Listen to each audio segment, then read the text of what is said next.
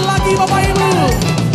Angkatkan suaramu, muliakanlah Dia, bersukacita di dalam bersama nyanyikan sorak haleluya, pujilah Dia. Mari bersorak, puji Dia, katakan. Bersorak-soraklah bagi Tuhan, kemenangan sukacita Dia berikan. Tinggikan namanya selama-lamanya, mustai mata. Bersoraklah, bersorak-soraklah bagi Tuhan, kemenangan sukacita. Oh, tinggikan namanya selama-lamanya, mustai mata.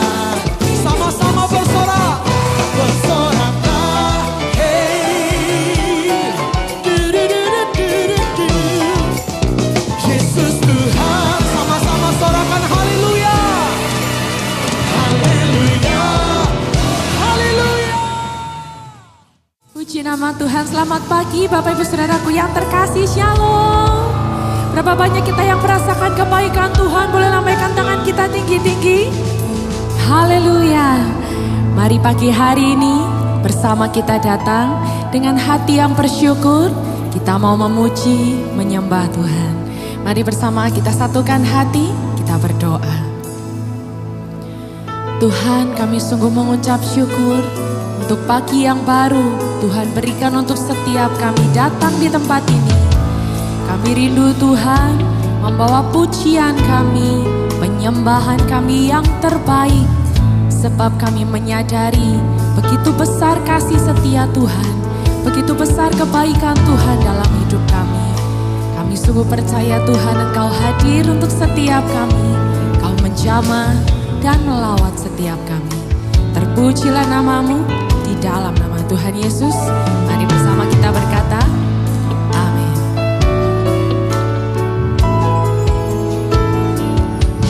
Kasih Allahku sungguh telah terbukti ketika Dia serahkan anaknya. Kasih Allah mau berkorban bagi kau dan aku. Tak ada kasih seperti kasih-Mu. Kasih Allahku sungguh telah terbukti ketika Dia serahkan anaknya. Kasih Allah mau berkorban bagi kau dan aku. Tak ada kasih seperti kasih-Mu. Mari bersyukur, bersyukur, bersyukur, bersyukur, oh, bersyukur karena kasih setia-Mu. Ku sembah, ku sembah, ku sembah dan ku sembah. Selama hidupku ku sembah Kau Tuhan.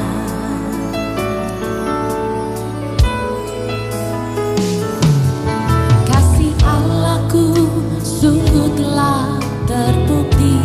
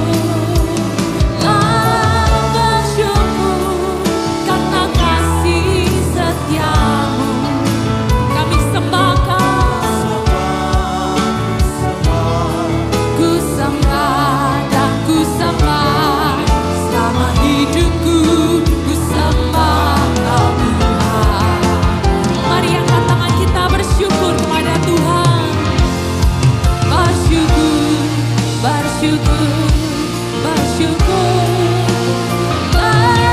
bersyukur karena kasih setiamu. Ku sembah, ku sembah, ku sembah, dan ku sembah selama hidupku. Ku sembah Kau Tuhan. Bersyukur, bersyukur, bersyukur, bersyukur, bersyukur karena kasih setiamu. Kami sembah, ku sembah, ku sembah, ku sembah, dan ku sembah selama hidupku. Ku sembah selama hidupku, selama hidupku. Ku sembah Kau Tuhan. Selama hidupku ku sembah Kau Tuhan. Oh, hati kami bersyukur sebab Kau baik Tuhan. Mari angkat sembah syukur kita kepada Tuhan. Oh, terima kasih Tuhan. Kau baik, Kau setia. Oh, hati kami bersyukur, hati kami memuji kasih-Mu besar Tuhan.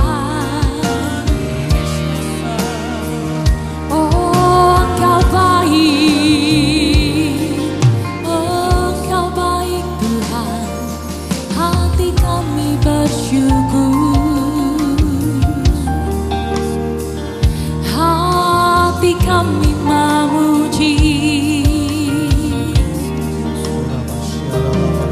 sebab Engkau baik, tak pernah berubah kasih-Mu Tuhan di hidup kami. Hati kami bersyukur, mulut kami memuji. Engkau baik Tuhan, tak pernah berubah kasih-Mu Tuhan, tak pernah berubah kebaikan-Mu. Kau sertai kami, Kau jagai kami. Hati kami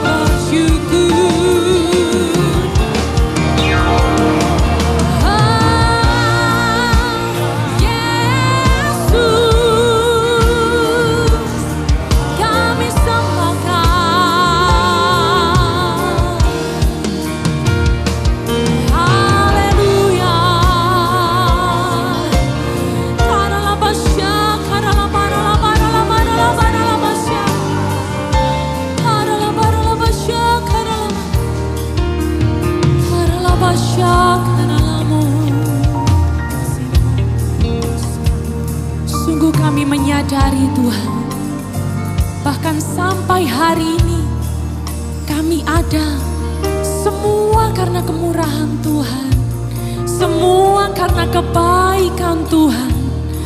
Dan pagi hari ini kami rindu membawa pujian kami, membawa syukur kami kepada Tuhan.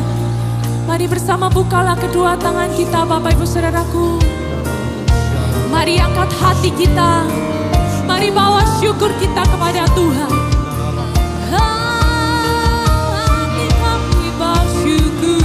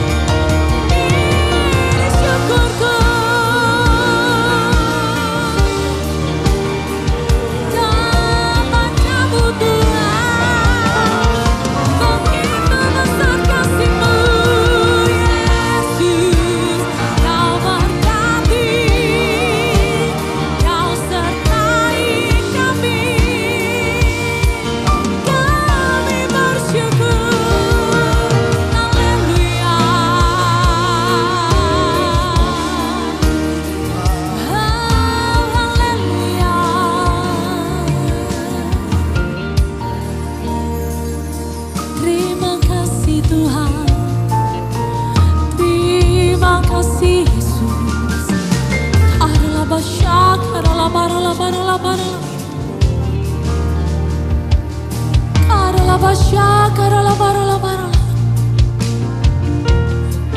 Karalabasha, karalabaralabara. Kasih yang begitu besar, kasih yang tidak pernah berubah, kasih yang tidak pernah terbatas, terus Tuhan nyatakan dalam hidup kami. Betapa hati kami bersyukur pagi hari ini Tuhan. Kau setia, Kau baik dalam hidup kami. Terima kasih Tuhan.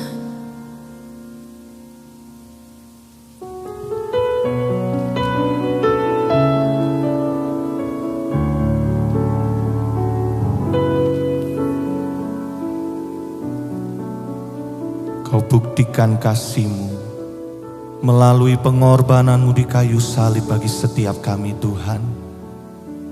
Pagi hari ini, biarlah setiap mulut kami penuh dengan pujian kepadamu. Kami bersyukur kami punya Allah, Juru Selamat kami, Allah yang hidup. Kau melindungi, Kau mengasihi kami Tuhan. Walau ku harus berjalan dalam lembah kekelaman, perlindungan-Mu, oh Tuhan, nyatalah bagi hidupku. Tiada pernah sedetik pun, tiada pernah Kau tinggalkan. Sungguh mulia dan sempurna, hanya Kau layak disembah. Yesus, Engkau Juru Selamatku, dalam janji-Mu kemenanganku selamanya.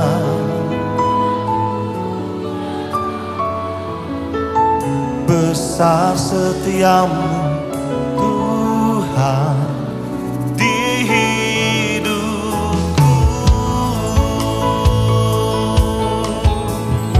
Mari bersama kita pujikan lagu. Walau ku harus berjalan dalam lembah kekelaman, perlindungan-Mu,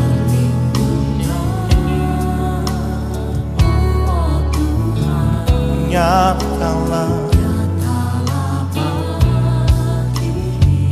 Terima kasih Tuhan. Tiada pernah sedetik pun, tiada pernah Kau tinggalkan. Sungguh mulia dan sempurna, hanya Kau layak disembah. Bersama-sama katakan, Yesus, Engkau Juru Selamatku, dalam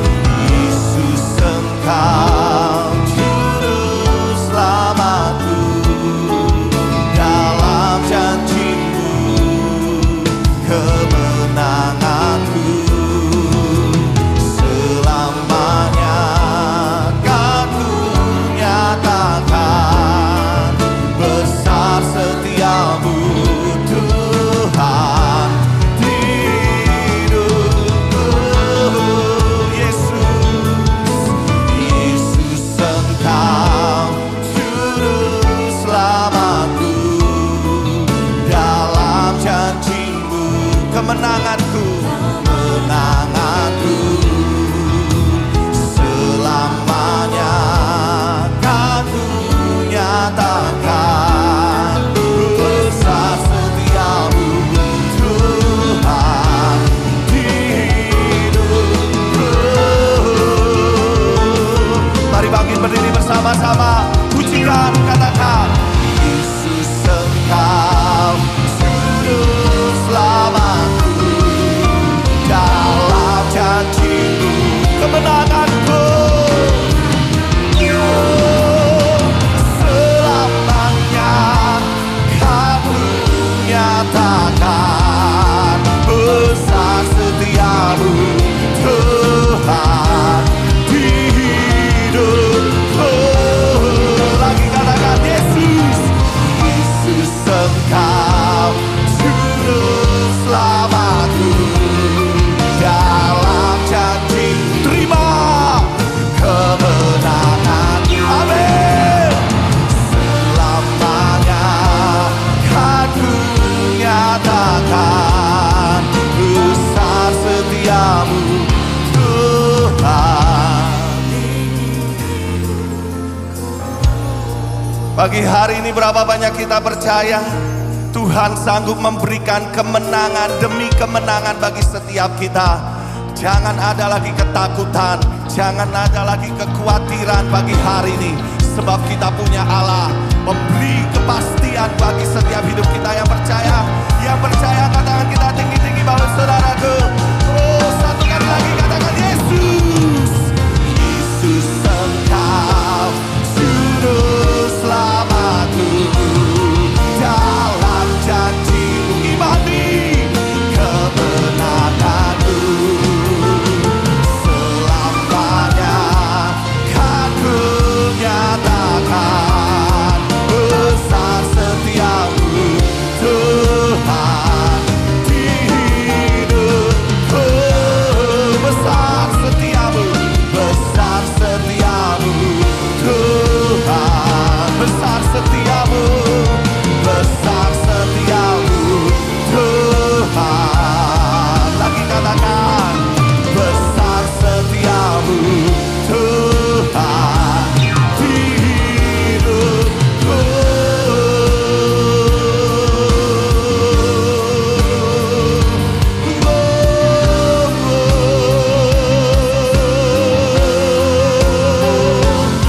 Besar setiamu, besar kasih-Mu, Kau mengasihi kami.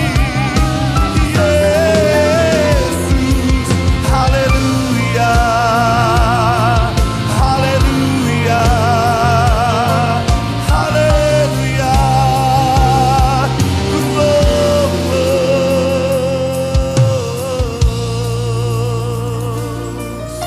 Besar kasih-Mu, besar cinta-Mu, tak pernah Kau tinggalkan. Nama syararalamu, kinaralaba syaralabaralabaralabar, kinaralabaralabar, kinaralaba syaralabar. Mari responi kasih Tuhan bagi hari ini. Mengalir kuasa-Mu Tuhan, mengalir kasih-Mu bagi kami. Oh,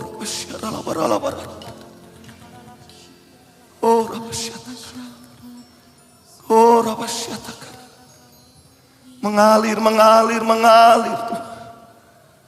Penuh, penuh, penuh. Oh,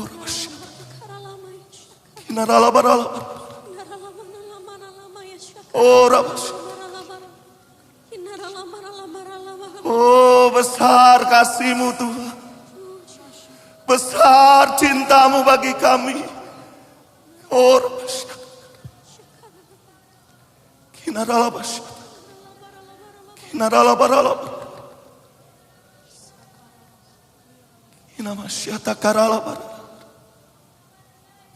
mengalir kasih-Mu bagi kami Tuhan.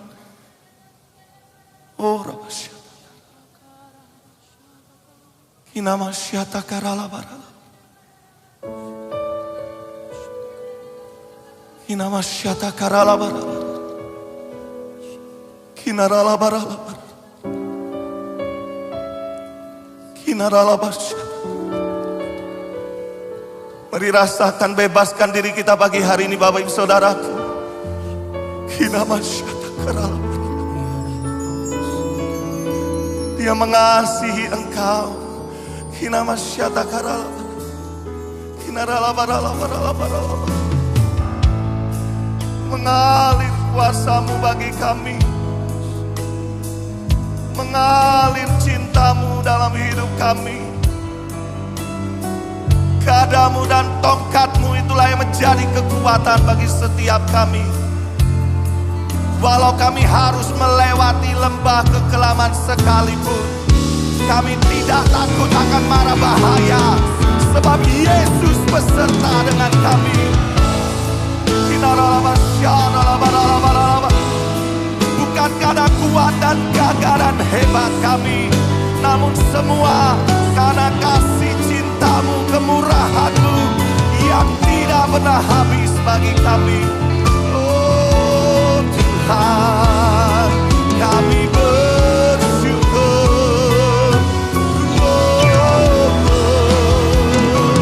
Mari sembah Dia, Yesus. Kami bersyukur.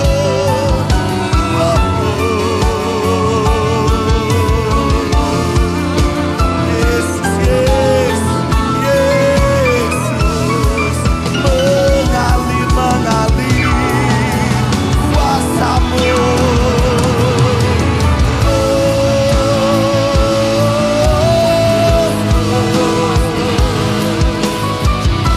Yesus Tuhan, Kau kekuatanku, Kau penyelamatku, Kau penghiburku. Yesus,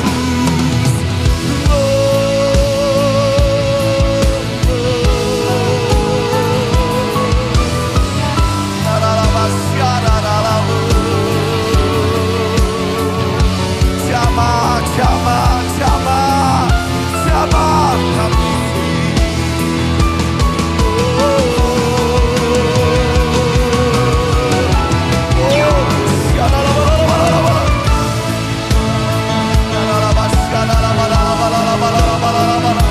Yesus, mengalir, mengalir kuasa-Mu bagi kami, mengalir cinta-Mu bagi kami. Yesus, Yesus.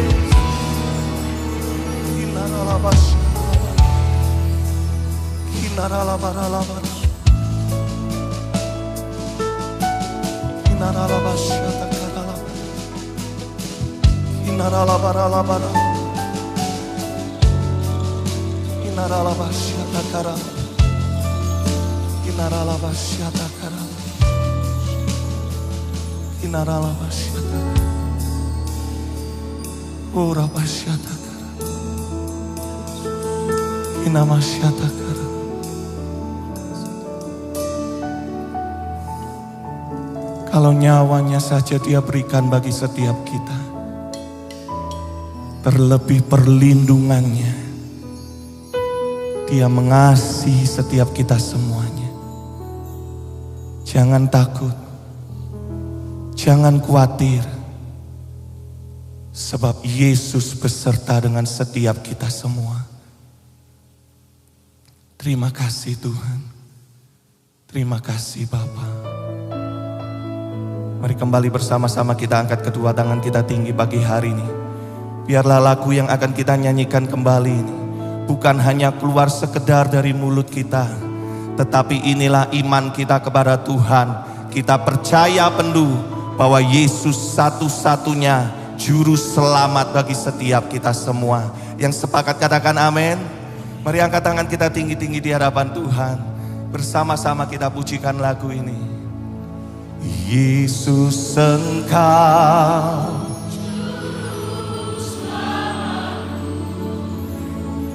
dalam janji-Mu.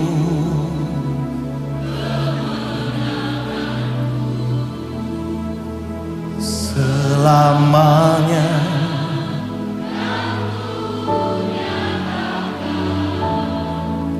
besar setia-Mu.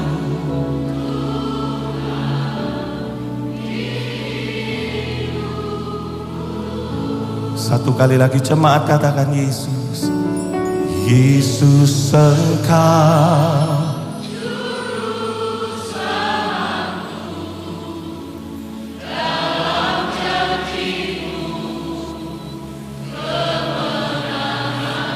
amin.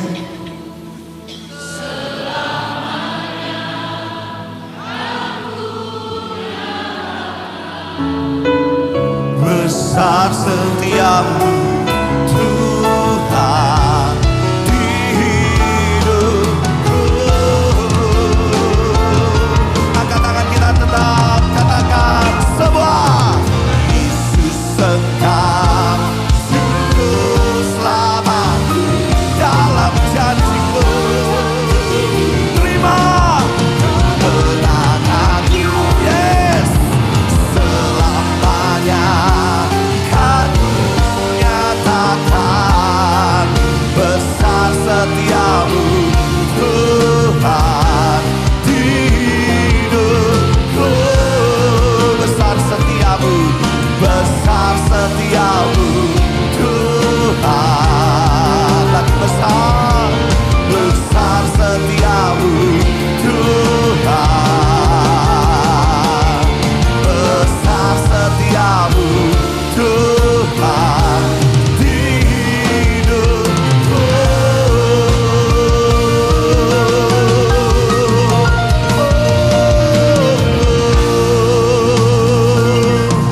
Sungguh besar kasih setiamu bagi setiap kami. Kami bersuka cita pagi hari ini di dalam nama Tuhan Yesus. Mari bersama-sama kita berkata, amin. Haleluya. Kita punya Tuhan yang setia. Kita punya Tuhan yang mengasihi setiap kita. Mari bersuka cita bersama pagi hari ini Bapak Ibu Saudaraku. Katakan bersama. Aku ingin selalu berada di hadirat-Mu. Aku ingin selalu berlindung dalam naungan-Mu. Di bawah kepak sayap-Mu, Kau bawaku terbang tinggi, melintasi langit biru bagaikan raja wali.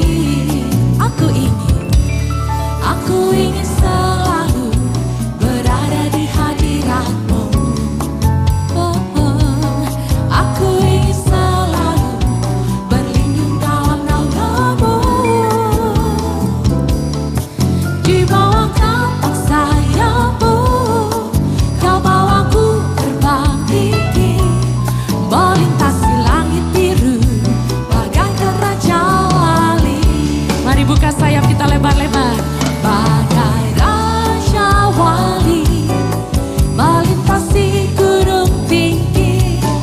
Bagai raja wali, melintasi badai hidup. Di bawah kepak sayap-Mu, Kau bawaku terbang tinggi, melintasi langit biru bagaikan raja wali. Ini kerinduan setiap kami Tuhan. Aku ingin selalu berada di hadirat-Mu. Oh yeah, yeah. Aku ingin selalu berlindung dalam naungan-Mu. Di bawah kepak sayap-Mu, Kau bawaku terbang tinggi, melintasi langit biru bagaikan raja wali. Bagai raja wali, bagai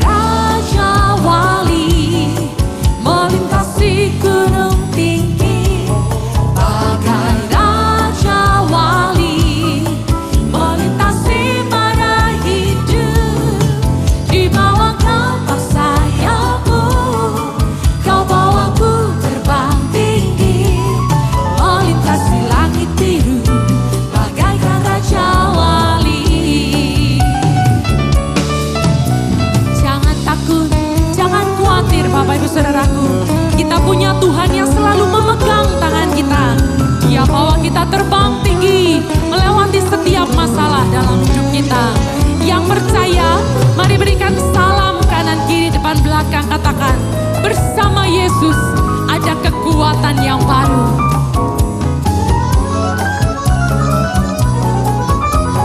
Haleluya, katakan bersama. Bagai Raja Wali melintasi gunung, oh bagai Raja Wali melintasi badai, di bawah kepak sayapmu kau bawaku terbang tinggi, melintasi langit biru bagaikan raja.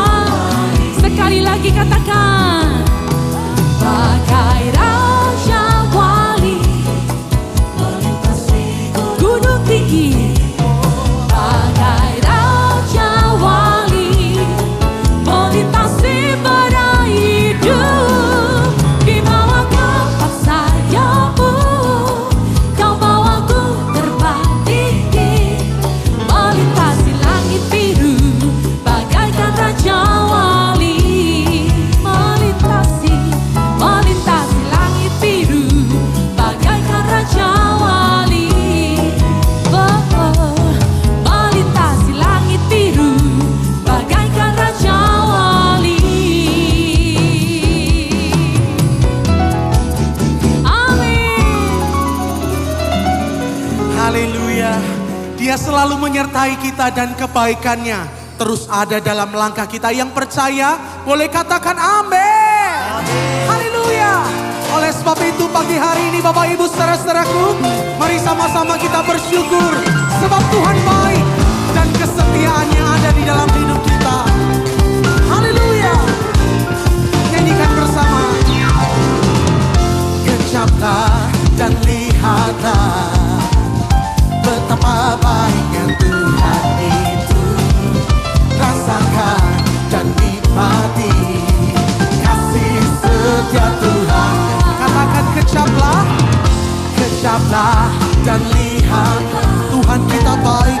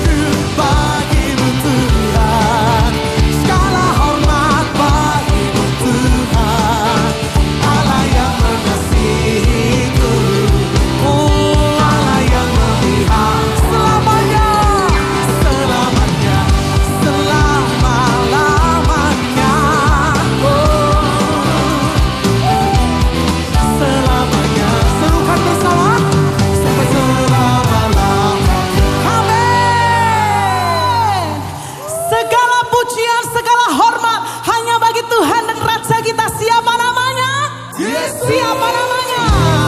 Siapa namanya? Oh, mari bersama-sama Bapak Ibu Saudaraku datang kepada Tuhan.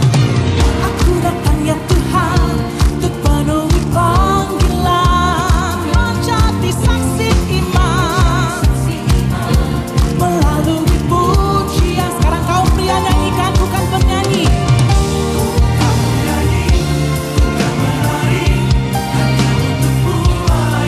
Kami mengasihi Engkau Tuhan. Semua orang katakan bersama.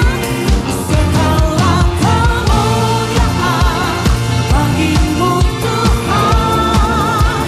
Engkau ku sembah dalam roda kebenaran. Sampai putih rambutku, habis nafasku, bukan setia mengikutmu selalu, oh Yesus Tuhanku. Nyanyikan lagi Bapak Ibu Saudaraku. Aku datang ya Tuhan untuk penuhi panggilan, jadi saksi iman, menjadi saksi iman melalui pujian. Kita angkat tangan sama-sama. Bukan nyanyi, bukan menari, hanya kami mengasihi Kau. Sama-sama semua. Segala kemuliaan bagimu Tuhan. Engkau ku sembah dalam roda kebenaran. Sampai putih rambutku, habis nafasku, kami mau setia mengikutmu selalu, oh Yesus Tuhanku.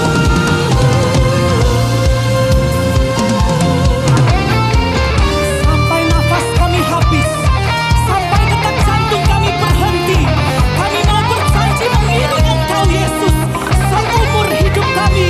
Dan biar Yesus semakin bertambah dan kami semakin berkurang. Kami mengasihi Engkau Tuhan. Siapa yang mengasihi Tuhan dengan sungguh-sungguh Bapak Ibu Saudaraku? Angkatlah kedua tangan kita bersama-sama. Kita nyanyikan Bapak Ibu Saudaraku. Katakan Tuhan ini Mazmurku. Tuhan ini Mazmurku, pujaan bagimu, persembahan hatiku.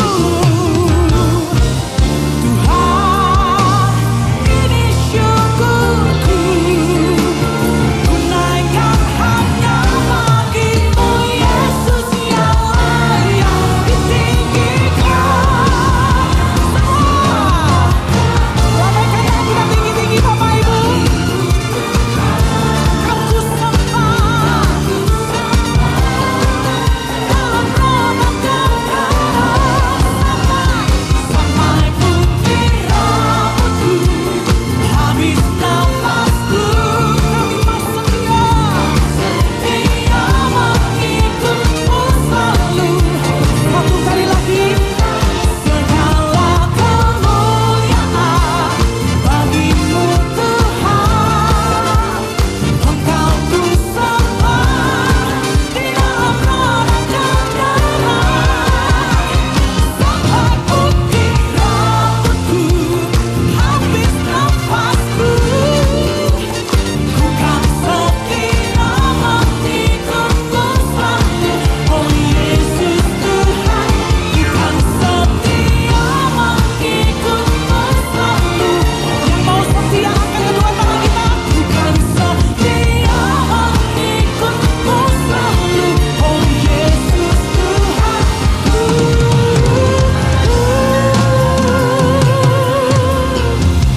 Amin, amin. Silahkan duduk kembali Bapak Ibu Saudaraku. Kita semua percaya Tuhan mengasihi setiap kita semuanya, amin. Hadiah yang terbaik dari Tuhan sudah Tuhan berikan bagi kita semuanya. Kasih-Nya, cintanya ada bagi engkau dan saya.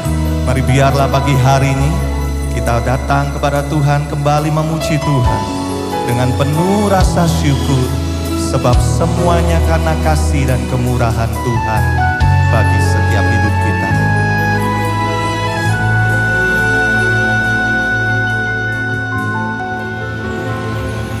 Ku ada sebagaimana ku ada, berdiri sampai hari ini. Bukan kuatku, bukan gagahku, namun semua karena kasih-Mu. Ku ada sebagaimana ku ada, berdiri sampai hari ini. Bukan kuatku, bukan gagahku, namun semua karena kasih-Mu. Bersama kata Yesus, Kaulah kekuatanku. Yesus, Kaulah harapanku. Tak ingin ku di luar kasih-Mu, Tuhan.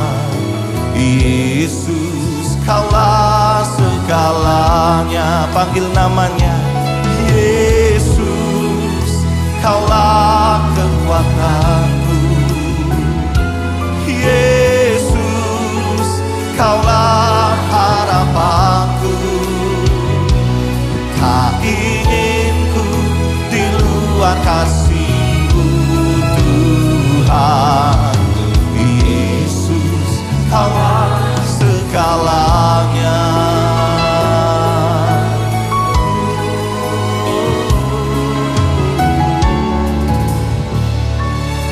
Ini pujian ucapan syukur kami. Ku ada sebagaimana ku ada.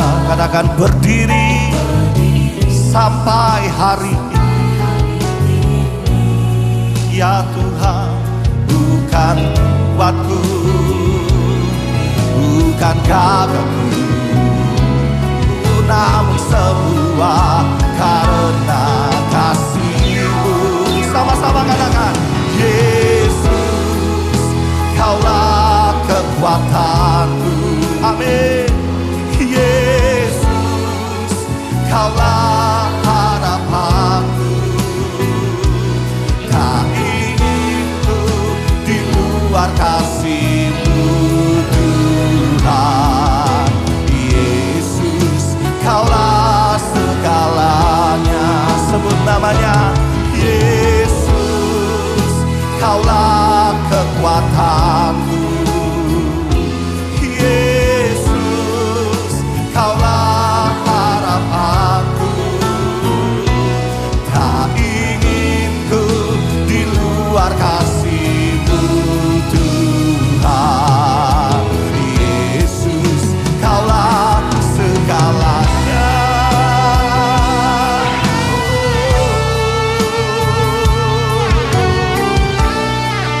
Siapakah kami ini Tuhan, sehingga Engkau memilih setiap umat-Mu, menjadikan kami seperti biji mata-Mu Tuhan.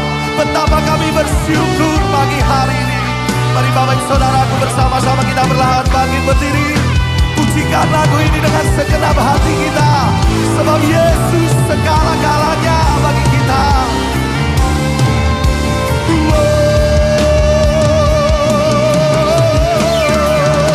Sebab Yesus, Kaulah kekuatanku. Yesus, Yesus, Kaulah harapanku.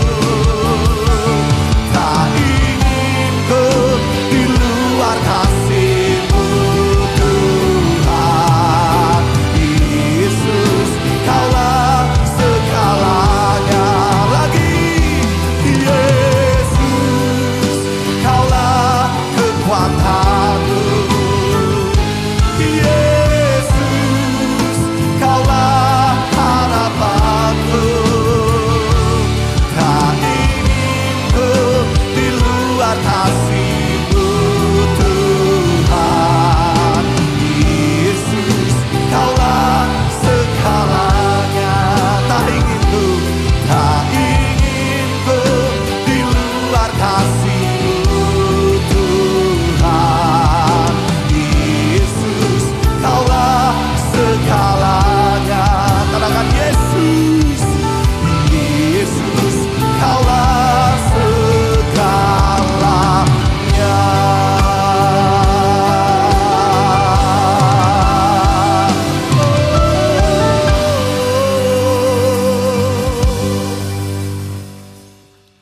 Hati kami penuh dengan ucapan syukur karena kami tahu kami mau duduk tenang seperti Maria dan Tuhan sendiri yang berbicara, memberikan kami makanan rohani yang kami butuhkan hari ini Tuhan.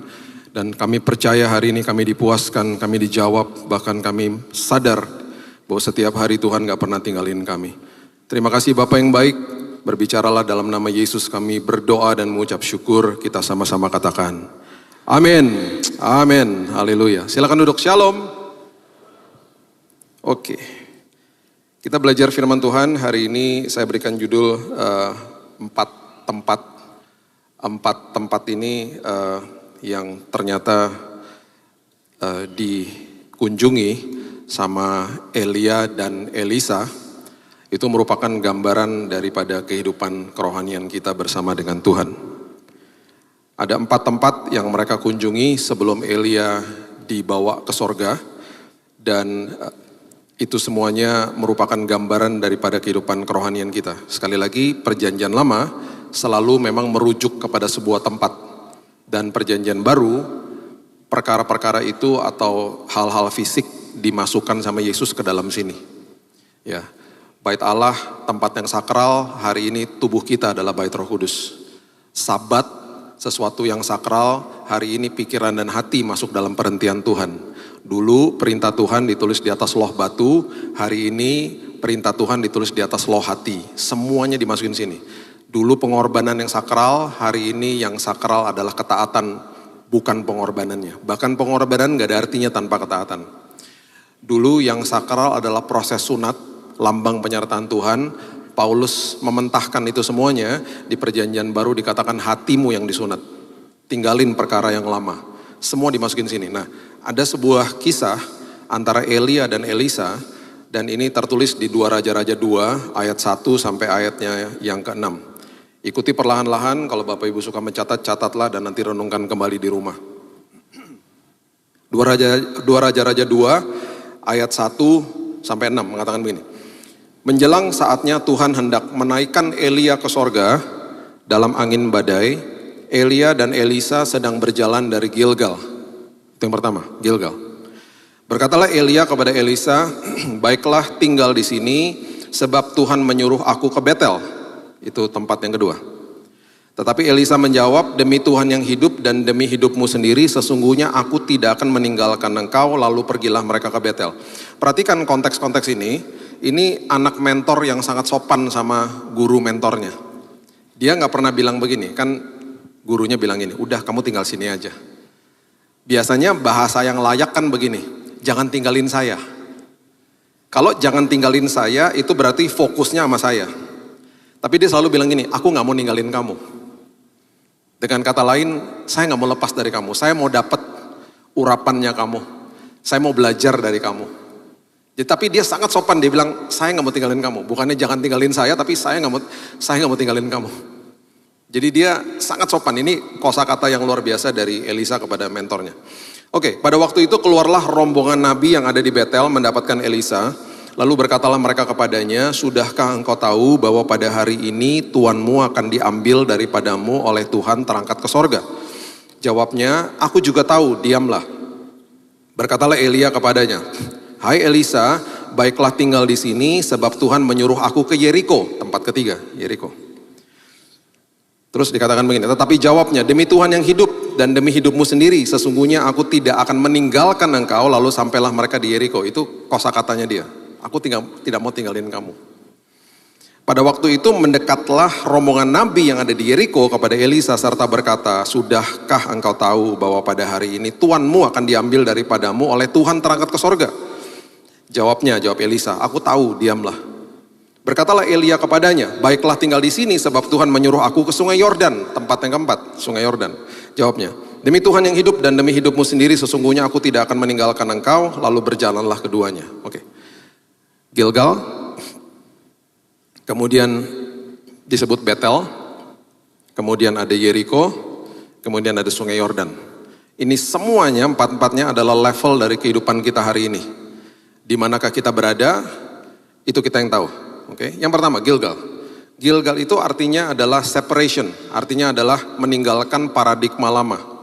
Ya, itu sebabnya Yesus katakan, aku adalah jalan, kebenaran dan hidup. Kata kebenaran di ayat itu di Yohanes 14 adalah kata aletheia dalam bahasa Yunani yang artinya kebenaran yang hakiki, kebenaran yang mutlak, kebenaran yang absolut. Kita baru dengar ada beberapa yang mungkin sudah dengar viral-viral adalah orang mengatakan bahwa bisa ada keselamatan di luar Yesus dan lain sebagainya. Mutlak, absolut, aletheia. Kebenaran yang harus diungkapkan itu artinya kebenaran yang tidak bisa disembunyikan. Akulah jalan, kebenaran, dan hidup. Kita udah pernah bahas di tempat ini. Sama dunia dibalik toh. Dunia mau hidup, kemudian minta dibenarkan, baru cari jalannya. Saya mau hidup seperti ini, tolong benarkan, atau kalau kamu gak mau benarkan, saya akan benarkan apa yang saya akan lakukan, kemudian saya akan cari jalannya sendiri. Dibalik sama dunia. Padahal Yesus kasih tahu, akulah jalan. Manusia berteriak, aku kan gak tahu ujungnya di mana. Udah masuk aja ke dalam jalanku dengan iman. Makanya terima aku dengan iman, gak bisa pakai perbuatan. Terima, masuk ke dalam jalannya. Ketika kamu berjalan sama saya, kamu menemukan kebenaran itu. Kamu akan sadar, aletheia itu siapa? Aletheia, kebenaran itu adalah pribadi. Setelah kamu sadar, kamu ngerti, kamu menerima kebenaran itu ketika kamu berjalan bersama dengan saya. Akhirnya kamu menikmati sebuah hidup yang aku sudah berikan, hidup yang berkelimpahan di dalam aku. Jalan, kebenaran, dan hidup. Gak bisa dibalik. Sama dunia pasti dibalik-balik lah. Iblis akan membalikan semuanya. Iblis akan mementahkan, mendistorsi, mendeviasi apapun bentuk kebenaran. Itu sebabnya Yosua pasalnya yang keempat, ayatnya yang ke-19 mengatakan begini. Yosua 4 ayat 19. Bangsa itu telah keluar dari sungai Yordan pada tanggal 10 bulan pertama. Dan mereka berkemah di Gilgal, di batas timur Yeriko. Ke-12 batu yang diambil dari sungai Yordan itu ditegakkan oleh Yosua di Gilgal. Dan berkatalah ia kepada orang Israel demikian, apabila di kemudian hari anak-anakmu bertanya kepada ayahnya apakah arti daripada batu-batu ini, maka haruslah kamu beritahukan kepada anak-anakmu, begini, Israel telah menyeberangi sungai Yordan ini di tanah yang kering. Sebab Tuhan Allahmu telah mengeringkan di depan kamu air sungai Yordan sampai kamu dapat menyeberang seperti yang dilakukan Tuhan Allahmu dengan laut Teberau. Yang telah dikeringkannya di depan kita sampai kita dapat menyeberang. Supaya semua bangsa di bumi tahu bahwa kuat tangan Tuhan dan supaya mereka takut kepada Tuhan Allahmu. Maksudnya gini, di Gilgal terjadi separation, terjadi sebuah pertolongan Tuhan, terjadi kehidupan lama ditinggalkan masuk ke dalam hidup yang baru. Kalau orang yang belum diselamatkan meninggalkan hidup yang lama, menerima Yesus sebagai juru selamat. Sebagai anak Tuhan setiap hari kita mengalami pembaharuan budi setiap hari. Separation daripada kehidupan yang lama, daripada paradigma-paradigma yang salah. Dan semua itu yang kita lakukan itu harus dalam tanda kutip ya, ada monumen-monumen secara rohani yang diberitahu kepada orang, ini loh, saya tuh bertobat, saya tuh terima Yesus, saya tuh dulu punya paradigma salah, sekarang saya begini dan lain sebagainya, misalnya begitu. Dan itu adalah warisan yang paling indah, itu adalah ke-12 batu yang didirikan sama Yosua untuk mengingatkan generasi berikutnya. Itu sebabnya Bapak Ibu, warisan yang paling indah adalah warisan kebenaran firman kepada anak-anakmu, bukan harta, bukan uang. Itu warisan yang paling indah yang kau berikan kepada mereka. Beberapa minggu lalu anak saya Keaton, kami bukakan pintu di hari Minggu pagi. Saya waktu itu lagi pelayanan di Jakarta, saya pun belum mulai hari saya akan berangkat jam 7 pagi. Di pelayanan di sebuah gereja, saya udah bukain pintu dia jam 5 pagi. Karena ibadah pertama di gereja yang saya berjemaat itu jam 7. Dan dia ada pelayanan, dia main drum di sana. Waktu saya bukain pintu, dan kami berdoa pagi-pagi sebelum mulai hari itu. Saya bilang terima kasih Tuhan. Bahwa anak saya gak pernah saya paksa pelayanan, dia sendiri yang mau melayani Tuhan. Dia bangun pagi-pagi, dia bangun jam 4 pagi, karena hari itu dia tugas. Dan itu sering terjadi. Kami yang bukain pintu duluan. Saya dalam hati gini, tumben-tumbennya. Biasanya saya yang berangkat duluan. Ini dia berangkat lebih pagi dari saya. Dan istri saya bilang begini sama saya waktu dia udah pergi. Kita berdoa, istri saya bilang gini, terima kasih Tuhan. Dia sudah terima warisan terindah. Kita gak pernah paksa. Makanya kehidupan menerima yang saya pernah jelaskan, kalau berkelimpahan di dalam sini gak ada yang suruh akan memberikan yang terbaik. Sama seperti Sakeus, menerima kebaikan dari Tuhan, gak ada yang suruh dia mengembalikan 4 kali lipat kepada orang yang dia pernah peras. Makanya posisi vertikal adalah selalu menerima. Ya, kita udah belajar itu. Posisi menerima dari Tuhan penuh di dalam sini, baru horizontalnya kita bisa memberi. Bahkan kita bisa memberi yang terbaik kembali kepada Tuhan kalau udah penuh di sini. Itu momen-momen seperti begitu harus diwariskan. Itu namanya Gilgal kita, itu separation kita. Nah yang dahsyatnya lagi adalah Yosua pasal yang kelima mengatakan begini. Yosua pasal yang kelima ayat yang ke-7 sampai ayat yang ke-9. Kalau kita pelajari tentang bangsa Israel, itu yang generasi pertama Bapak Ibu, mereka gak boleh masuk ke dalam tanah perjanjian. Mereka itu akhirnya banyak juga yang mati di padang gurun, dan waktu mereka di padang gurun, banyak keturunan atau second layernya mereka lahirnya di padang gurun. Nah kita sudah tahu mereka punya tradisi, yaitu mereka harus atau sebuah ritual mereka harus disunat, karena itu lambang daripada penyertaan Tuhan. Ya. Itu sebabnya Yosua pasal yang kelima ayat yang ke-7 mengatakan begini. Ini anak-anak generasinya mereka yang lahir di padang gurun yang akan masuk ke dalam tanah perjanjian. Dan mereka yang boleh masuk ke dalam tanah perjanjian, orang tuanya gak boleh. Sebelum mereka masuk ke dalam tanah perjanjian, perhatikan apa yang terjadi di Gilgal ini. Tetapi anak-anak mereka yang telah dijadikannya ganti mereka itulah yang disunat Yosua. Sebab mereka belum bersunat karena mereka tidak disunat dalam perjalanan padang gurunnya sama orang tua mereka. Setelah seluruh bangsa itu selesai disunat, maka tinggallah mereka di tempatnya masing-masing di perkemahan itu sampai mereka sembuh. Dan berfirmanlah Tuhan kepada Yosua, perhatikan ini, hari ini kuhapuskan celah Mesir daripadamu, itulah sebabnya nama tempat itu disebut Gilgal sampai sekarang, separation. Mereka disunat karena mereka juga punya pengaruh dari orang tuanya, paradigma Mesir yang diajarkan kepada mereka. Dan selama perjalanan di padang gurun, mereka itu selalu dimanja sama Tuhan dengan diberikan roti mana. Mereka gak bisa kelola sama tangan mereka adalah orang-orang yang tidak dewasa, mereka kerjaannya bersungut-sungut, mereka banyak yang juga kebingungan, mereka harus selalu dituntun, dan rupanya paradigma lama ini diwariskan kepada anak-anak mereka.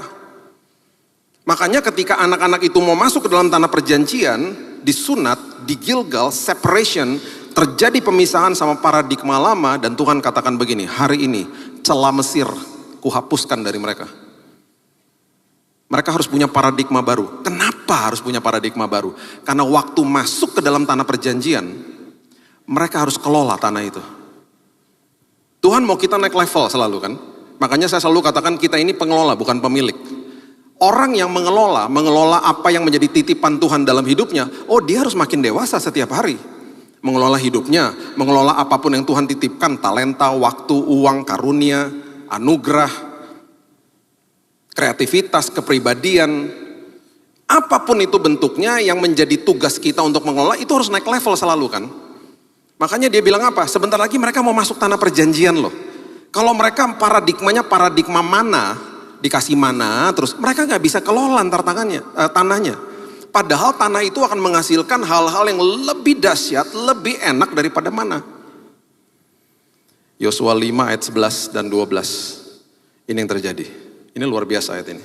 Yosua 5 ayat 11. Lalu pada hari sesudah Paskah, mereka makan hasil negeri itu. Apa? Hasil negeri, tanah perjanjian.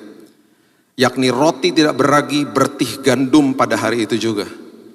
Perhatikan ini. Lalu berhentilah mana itu pada keesokan harinya setelah mereka makan hasil negeri itu. Jadi orang Israel tidak beroleh mana lagi, tetapi dalam tahun itu mereka makan yang dihasilkan tanah Kanaan. Manja-manjanya di stop. Sekarang waktunya kamu kelola hidupmu, dan ketika kamu kelola hidupmu, apa yang engkau hasilkan dari apa yang kamu kelola akan lebih enak, lebih indah, lebih luar biasa daripada yang lalu. Bukan karena kehebatanmu, tapi itu untuk menunjukkan kemuliaanku kepada dunia. Itu maksudnya. Jadi hidup itu selalu berjenjang, ada levelnya. Tuhan mau selalu kita naik. Makanya kalau dikatakan doa begini, Tuhan terima kasih, kami akan selalu naik dan tidak turun. Orang mikirnya apa? Dibawa naik aja, dimanja sama Tuhan. Enggak gitu, naik tuh enggak enak. Orang kalau nanjak pakai gigi satu, gak enak, gak enak, dibawa naik, itu responnya kita kepada Tuhan, mau dibawa naik, gak enak dibawa naik. Tapi ketika sudah sampai di atas, orang-orang yang tadinya turun, yang kita lihat mungkin kita iri hati, enak banget sih turun gitu ya. Kayaknya gak ada tenaganya gitu, turun aja enak gitu ya. Sampai di bawah mereka kan berteriak sama kita yang ada di atas. Tolong aku, dan lain sebagainya. Itu artinya dibawa naik dan tidak turun sama Tuhan. Dan prosesnya memang gak enak. Terjadilah separation, terjadilah sebuah paradigma yang lama ditinggalkan masuk dalam paradigma baru. Itu sebabnya pembaharuan budi Bapak Ibu setiap hari belajarlah firman Tuhan. Komitmen saya udah katakan berkali-kali dari tahun 2020, saya tulis renungan harian. Oke, saya tulis renungan harian, udah hampir 2000-an kalau gak salah, udah 5 tahun nih. Tahun lalu ada yang ngomong gini, Pak, saya gak suka baca tulisan, saya orientasinya denger atau buat video. Saya ngomong sama tim saya, ini kalau kita buat video tiap hari, gak bisa stop loh. Harus diposting jam 5 pagi. Jadi udah komitmen, sekarang udah 80 video, komitmen setiap hari, sekali syuting bisa berapa episode. Untuk kasih sama jemaat, cuma 5 menit, paling tidak jemaat bangun pagi, jam 5 udah ada, bisa renungan harian, nonton, sambil kita berdoa sama-sama, bisa mulai harinya. Berapa tahun yang lalu istri saya bilang gini, bukukan renungan hariannya. Mudah-mudahan nanti bulan depan bukunya selesai, sudah masuk dalam percetakan minggu depan. 365 renungan harian dibukukan satu buku. Saya akan komit lah, saya akan kasih ini buat jemaat, supaya jemaat bertumbuh. Saya gak mau sekedar berkoar-koar di atas mimbar, bilang ayo baca firman, ayo. Enggak, saya harus lakukan, kasih contoh. Supaya meninggalkan warisan, meninggalkan firman, bahkan meninggalkan firman setiap hari kalau perlu sama anak-anak kita. Di dalam mesbah keluarga, itu penting. Supaya mereka gak keluar jalur, makanya Petrus bilang begini, kamu gak akan tersesat. Kamu gak akan kehilangan pegangan kalau kamu bertumbuh di dalam kasih karunia Tuhan. Itu yang dia katakan. Itu kan indah. Kita bisa kasih harta dan jabatan dan apapun sama anak-anak kita. Mereka gak punya pertumbuhan di dalam kasih karunia Tuhan. Oh jebol semuanya. Bisa bangkrut sebuah perusahaan. Bisa hancur hidupnya dia bahkan. Itu yang terjadi. Nah yang kedua. Setelah Gilgal, Elia dan Elisa pergi ke sebuah tempat namanya Betel. Betel adalah selalu lambang daripada hadirat Tuhan. Setelah orang mengalami separation daripada ke kerajaan gelap, diadopsi masuk ke dalam kerajaan terang, terjadilah hadirat Tuhan masuk dalam hidupnya dia. Dulu Bapak Ibu, waktu manusia diciptakan, manusia gak perlu ibadah seperti begini. Manusia gak perlu doa puasa, karena manusia berkomunal langsung sama Tuhan. Di Eden, Eden artinya hadirat Tuhan. Itu atmosfer, environment, itu adalah tempat di mana hadirat Tuhan hadir di situ. Nah, perhatikan ini baik-baik. Hadirat Tuhan yang ada itu adalah tempat yang paling kondusif buat manusia untuk menjadi maksimal di dalamnya. Oke? Nah, hadirat Tuhan selalu akan dinyatakan, perhatikan ini baik-baik. Nanti kita akan dalami dalam bulan-bulan yang ke depan lah. Hadirat Tuhan itu selalu dinyatakan lewat kemuliaan Tuhan. Apa artinya? Kemuliaan Tuhan itu artinya bahasa Hebrew-nya adalah kabod. Bahasa Yunani-nya adalah doxo, dari doxologi, praise, menyembah Tuhan. Kalau ditarik lebih dalam lagi, kemuliaan itu adalah atribut karakter Tuhan, kuasa Tuhan, kehebatan Tuhan on display. Yang dimanifestasikan. Contoh, seekor burung yang kalau kita lihat, kita akan melihat kemuliaan Tuhan, kita akan lihat Tuhan itu ada, lewat kemuliaan yang Tuhan berikan kepada burung itu, dia bisa terbang. Kita lihat ikan, kita akan terkesima, kita akan sadar Tuhan itu ada, karena Tuhan memberikan kemuliaan, the glory of God, dinyatakan, dimanifestasikan, ikan itu bisa sangat luar biasa dan maksimal di dalam air, di dalam atmosfernya dia, di dalam lingkungannya dia. Belum lagi kalau kita keluar lihat bulan, bintang, dan matahari dan lain sebagainya. Sinar-sinar itu adalah kehebatan Tuhan on display yang dimanifestasikan terlihat. Begini, hadirat Tuhan kita gak bisa lihat. Gak bisa lihat, siapa yang bisa lihat Tuhan? Hari ini, gak ada. Tetapi kemuliaan Tuhan yang dinyatakan itu adalah supaya dunia bisa sadar, bisa lihat hadirat Tuhan atau kehadiran Tuhan lewat hidup anak-anaknya atau lewat ciptaannya. Nah, ciptaannya berbentuk pasif dan mereka nggak punya kesadaran untuk menularkan budaya kerajaan sorga, untuk memberitahu bahwa Tuhan itu hadir. Satu-satunya ciptaan yang sangat agung, yaitu saudara dan saya. Kita adalah orang-orang yang aktif yang dikatakan kuasai bumi. Bahkan kalau kita baca, kita pelajari, reproduction terjadi. Kamu harus buat, kamu beranak cucu supaya makin timbul kemuliaan Tuhan di mana-mana. supaya dunia bisa melihat ada Tuhan. Jadi hari ini kalau kita mau lihat Tuhan, nggak usah jauh-jauh, kita bisa lihat di tempat ini aja. Ada kemuliaan Tuhan yang Tuhan berikan kepada manusia sehingga manusia punya talenta buat mimbar, buat tempat duduk, buat LED. Karena semua apapun yang ditemukan di dunia ini, bahan dasarnya udah ada di dalam bumi ini ribuan tahun yang lalu. Manusia menemukan, manusia discover, oh ini campur ini jadi HP, ini campur ini jadi AI, ini campur ini jadi LED, ini campur ini jadi lampu. Ini kemuliaan Tuhan on display di dalam gedung ini aja, misalnya lihat. Lihat satu sama yang lain misalnya. Kamu punya kehebatan yang aku gak punya ya. Aku juga punya zona kekuatan yang kamu gak punya. Itu kemuliaan Tuhan sedang dimanifestasikan dalam hidup manusia. Supaya dunia bisa lihat kehadiran Tuhan di dalamnya. Itu maksudnya, itu pengertiannya begitu sebenarnya. Nah, manusia jatuh dalam dosa toh. Hadiran Tuhan pisahkan sama manusia.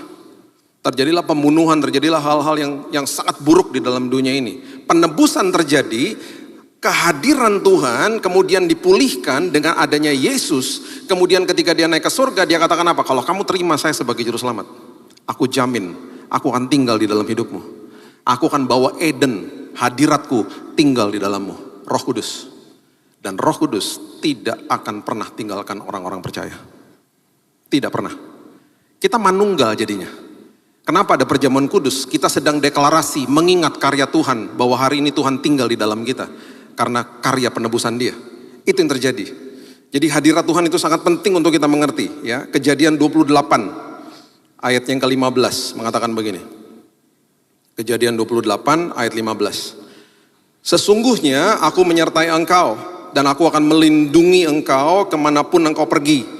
Dan aku akan membawa engkau kembali ke negeri ini sebab aku tidak akan meninggalkan engkau melainkan tetap melakukan apa yang kujanjikan kepadamu. Ini adalah perkataan Tuhan kepada Yakub yang sedang lari dari Esau. Kita sudah tahu kisah itu. Dan ketika Yakub bangun dari tidurnya ayat 16, berkatalah ia sesungguhnya Tuhan ada di tempat ini. Dan aku tidak mengetahuinya. Ia takut dan berkata, alangkah dahsyatnya tempat ini. Ini tidak lain dari rumah Allah, ini pintu gerbang sorga. Keesokan harinya, pagi-pagi Yakub mengambil batu yang dipakainya sebagai alas kepala dan mendirikan itu menjadi tugu dan menuang minyak ke atasnya. Ia menamai tempat itu Betel. Dahulu nama kota itu Luz, lambang daripada hadirat Tuhan. Kita juga perlu mengerti, kehadiran itu tidak sama dengan hadirat. Saya bisa hadir di dalam sebuah pesta pernikahan, saya nggak ketemu sama teman saya, sama-sama hadir. Ngomongin pesta pernikahan saya jadi rasa bersalah karena kemarin sebelum saya pergi, saya kirimin poster undangan pernikahan sama istri saya. Sayang, aku kan nggak bisa datang, nanti malam kamu datang, itu kemarin ya, nanti malam kamu datang ya ke resepsi pernikahannya, salam dari saya. Tadi malam dia fotoin tempat resepsinya. Mana? Gak ada pesta pernikahan. Kamu salah kasih tahu. Itu bukan hari ini, itu besok. Jadi dia datang, dia lihat tukang-tukang lagi beresin, lagi mempersiapkan ruangannya. Terus saya baca lagi posternya. Oh ya ampun, ternyata hari ini nanti malam. Terus saya bilang gini, ya kan kamu gak baca. Ya kan aku gak baca, kan aku percaya sama kamu. Kamu kan kasih tahu nanti malam. Aku udah dandan cantik-cantik kesini sendirian lagi. Gak ada orang. Itu kemarin malam kejadiannya. Jadi tadi pagi saya bilang, jangan capek-capek dandan ya. Wanita kan memang susah ya kalau dandan ya. Kalau pria kan gampang. Makanya saya kalau siap-siap cepet banget. Apalagi gak ada rambut ya, gak usah sisir-sisir. Cepet pergi kemana-mana. Iya, kamu tuh ribet banget. Aku kan kalau perempuan kan dandan dulu, salon dulu lah, segala macam lah. Betulin rambut dulu lah, kan repot dibilang gitu. Nah, yang terjadi adalah saya bisa ada nih di dalam sebuah pesta pernikahan. Hadir sama teman-teman saya misalnya, tapi saya gak ketemu sama mereka. Bisa sama-sama hadir, besoknya baru tahu misalnya. Loh, kamu hadir toh? Loh, aku juga di jam yang sama. Ya, kok gak ketemu ya? Rame misalnya.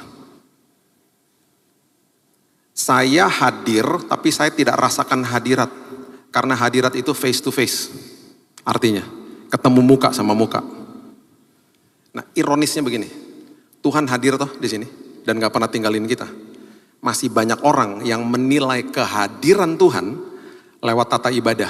Seperti begini, tadi puji-pujiannya aku gak suka, aku gak rasa hadirat Tuhan.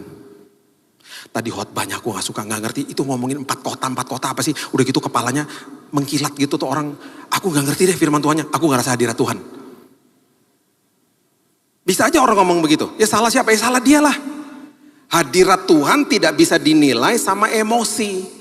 Sesekali emosi kita tersentuh, kita nangis, kita rasakan secara emosi. Hadirat Tuhan harus dinilai dengan iman. Karena Tuhan gak pernah tinggalin anak-anaknya. Nah yang dilakukan sama iblis adalah dia mau buat kita, dia mau putuskan semua kesadaran itu dengan memalingkan wajah kita kepada masalah sehingga kita bersungut-sungut. Kita komplain, kita mulai ngedumel gitu ya. Makanya firman Tuhan di Matius 6 ayat 31 dikatakan jangan khawatir dan berkata apakah yang akan kamu makan, minum dan pakai. Gak boleh berkata juga. Berkata tuh arti gini, ngeluh gitu. Aduh gimana ya, ngeluh. Itu semuanya adalah sebuah proses, akhirnya kita tidak sadar Tuhan hadir. Nah, itu bedanya sama ucapan syukur. Ucapan syukur kita sedang memalingkan wajah kita kepada kehadiran Tuhan dan kita sadar Tuhan hadir, disitulah kita bertemu face to face. Hadiratnya kita bisa nikmati sama hidup kita. Itu adalah kuasa di balik ucapan syukur. Jadi walaupun ada masalah ya, kita bilang gini, gak apa-apa Tuhan, Engkau baik. Engkau lebih tahu dari aku. Apapun yang terjadi pasti membawa kebaikan bagi aku. Walaupun aku gak lihat kebaikan hari ini. Tapi kan aku anakmu, aku kan ahli waris. Aku kan orang yang punya hak penuh atas semua janjimu Tuhan. Itu posisi hidup aku gak mau dibohongin sama iblis. Tuhan apapun yang terjadi hari ini, walaupun dengan tangisan Tuhan, aku mengucap syukur, Engkau baik, Kau dahsyat, Kau luar biasa. Oh kita sadar dia hadir. Makanya hati-hati sama kebohongan iblis. Makanya hati-hati dengan sebuah komplain atau bersungut-sungut. Makanya banyak orang Kristen, aku gak bisa rasa hadirat Tuhan, aku gak bisa rasa hadirat Tuhan. Ya begitu soalnya. Kan ironis, dia hadir tapi kita gak rasakan hadirat. Akhirnya kita tidak hidupnya maksimal karena kita gak tahu dia hadir. Apalagi kalau kita baru berbuat kesalahan. Kita dibohongin sama iblis. Oh Tuhan tinggalin kamu dan lain sebagainya. Oh gak pernah. Makanya kuk yang kupasang ringan. Ringan bukannya berarti artinya bahwa oh kita berarti nggak dikasih beban sama Tuhan dan lain sebagainya, nggak dikasih tanggung jawab, nggak gitu. Ringan tuh berarti kita mau kemanapun juga diikutin sama Tuhan. Kuk.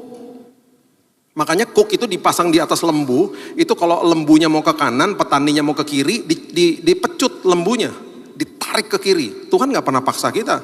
Kuk yang kupasang ringan, dia gandeng kita begini, terus dia bilang begini, nak jangan ke kanan nak, itu jalan yang salah. Terus kita ngeyel gitu loh. Enggak, saya nggak mau, dia kan kebebasan memilih. Dan Tuhan gak pernah paksa. Perjalanan ke Emmaus, udah sampai di rumahnya, dia berbuat seolah-olah ingin meneruskan perjalanan. Dia gak pernah paksa. Puji Tuhan diundang masuk ke dalam rumahnya. Mata mereka dicelikan, mereka lihat Tuhan. Kuk yang kupasang ringan, dipegangin pundak kita. Terus kita jalan yang salah toh, kita ke sana. Terus dia bilang gini, kamu dikasih tahu loh, kamu jalan ke sana. Oh yaudah sana pergi sendirian. Dia gak pernah gitu. Kita jalan yang salah, didampingin sama dia. Karena tidak ada siapapun dan apapun yang sanggup memisahkan kasihnya kepada kita. Anak saya, Raina waktu masih kecil. Waduh itu udah kayak, udah ada film kartun dulu namanya Speedy Gonzales. Kalau lari cepetnya minta ampun. Berkali-kali dia lari, depannya jalanan. Kan saya udah bilang itu bahaya kalau ke sana. Terus dia lari, terus saya bilang gini, terserah sana Gi. Biar celaka kamu, nggak mungkin. Saya kejar dia dengan segenap kekuatan saya. Apalagi Tuhan. Kita jalan-jalan, dia gak pernah tinggalin kuk yang dipasang, didampingin sama dia. Nak, jangan nak, Roh Kudus terus ingatkan kita. Terus jatuh kan. Waktu jatuh, terus dia tuduh kita. Dia kata-katain karakter kita, gak pernah juga. Dia akan conviction namanya. Nak, yang kamu buat tuh salah loh nak. Itu berbahaya bagi dirimu nak. Jangan ya nak. Kalimat yang lainnya lagi yang iblis katakan, bodoh kamu, gak layak kamu. Dia akan serang karakter kita. Itu tuduhan. Makanya di Alkitab dikatakan, there is no condemnation, Roma 8 ayat 1. Tidak ada tuduhan, penghakiman, penghukuman bagi orang-orang percaya. Nah ketika kita tahu bahwa dia mengasihi kita. Kita tahu bahwa dia mendampingi kita dalam keadaan yang suka dan duka, keadaan yang sulit dan lain sebagainya. Kita menerima kebaikan dia. Harusnya kan kita makin sadar toh, aku gak mau lagi jalan ke sana. Begitu baiknya dia selalu dampingin hidupku, aku gak mau melukai hatinya dia. Kan gitu akhirnya. Makanya kasih karunia memerdekakan, itu hadirat. Gak pernah ditinggalin, itu gambarannya kayak begitu. Makanya waktu dia bilang kuk yang kupasang ringan itu, dia lagi ngomong sama orang-orang Farisi, kamu jangan kasih aturan-aturan sama mereka. Jangan ngajarin orang jadi agamawi. Nih ya, saya mau kasih tahu betapa besar kasihku, kuk yang kupasang ringan, itu artinya. Dan kemudian ketika kita mengerti itu, tempat berikutnya adalah Yeriko. Yeriko itu adalah gambaran daripada perjalanan iman. Setelah Tuhan hadir dalam hidup kita, perjalanan iman dimulai. Perjalanan iman itu selalu di dalam perjalanan iman, kemuliaan Tuhan dinyatakan untuk menunjukkan dia hadir kepada dunia. Jadi korelasinya luar biasa, hadirat dan kemuliaan. Hadirat dan kemuliaan. Kemuliaan dinyatakan di mana? Seringkali bukan sekedar karena talenta kita saja. Memang betul kita punya zona-zona kekuatan. Memberkati orang lewat zona-zona kekuatan. Lewat talenta, lewat kepribadian kita, lewat karunia, kreativitas misalnya, betul. Tetapi yang paling dahsyat adalah ketika anak-anak Tuhan melewati badai. Kemuliaan Tuhan dinyatakan di situ. Karakternya Tuhan dinyatakan, itu artinya. Karakter Tuhan, atributnya Tuhan dinyatakan di anak-anak orang percaya. Kita semua anak-anak Tuhan. Dan itu ketika dinyatakan dunia bisa lihat Tuhan ada. Jadi kemuliaan itu untuk menyatakan hadirat. Kemuliaan itu untuk menyatakan kepada dunia Tuhan ada, Tuhan hadir. Itu maksudnya.